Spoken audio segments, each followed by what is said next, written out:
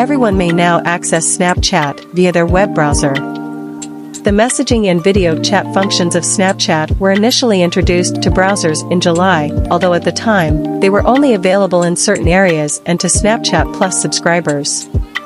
Now, Snapchat for Web is at long last accessible to all of the users of the messaging app located all over the world. Users that have a lot of typing to do and messages to send may find that this option is preferable, given that they will be staring at a larger screen and will have access to an actual keyboard with this option. The online interface is rather simple, but it also allows for the sending of photographs as well as audio and video conversations being made between users. A spokeswoman for the company mentioned to us in the past that users' interest in video calling has recently increased, which we found to be really interesting. By granting consumers access to the feature over the web, we may see an increase in the length of their video calls. The Snap spokesman also mentioned to us that the company may add more of Snap's fundamental functions to the web interface in the future if there is sufficient demand for them. In addition, now that iOS 16 is available for download, Snap has begun rolling out lock screen widgets for the iPhone. Users are able to build shortcuts for the discussions they wish to have, perhaps for persons they talk to on a regular basis, using the widgets, which enables them to launch chats directly from their screen with a single press. The messaging and video chat functions of Snapchat were initially introduced to browsers in July, although at the time, they were only available in certain areas and to Snapchat Plus subscribers. Now, Snapchat for Web is at long last accessible to all of the users of the messaging app located all over the world.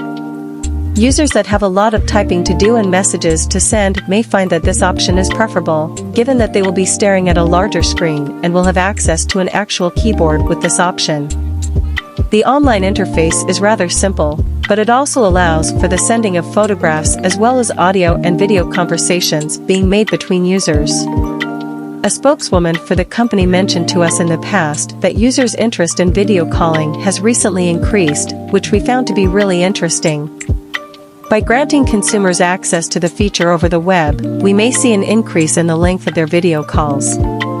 The Snap spokesman also mentioned to us that the company may add more of Snap's fundamental functions to the web interface in the future if there is sufficient demand for them. In addition, now that iOS 16 is available for download, Snap has begun rolling out lock screen widgets for the iPhone. Users are able to build shortcuts for the discussions they wish to have, perhaps for persons they talk to on a regular basis, using the widgets, which enables them to launch chats directly from their screen with a single press. Activate the notifications on your browser to get the latest breaking news updates from Engadget. Within the settings menu, you have the option to turn off notifications at any moment. Not at this time. Switch on. In connection with shortcuts, the conversation area of the Snapchat app will soon have additional shortcuts near the top of the page. They are going to make it extremely simple for users to access unread snaps, chats with friends, and responses to stories. In addition to this, they will remind users of upcoming birthdays as well as conversations to which they have not yet responded. Last but not least, Snap has begun testing question stickers, which allow users to add interactive content to their stories and snaps. The company has stated that these functionalities will become available to users very soon if they have not done so already.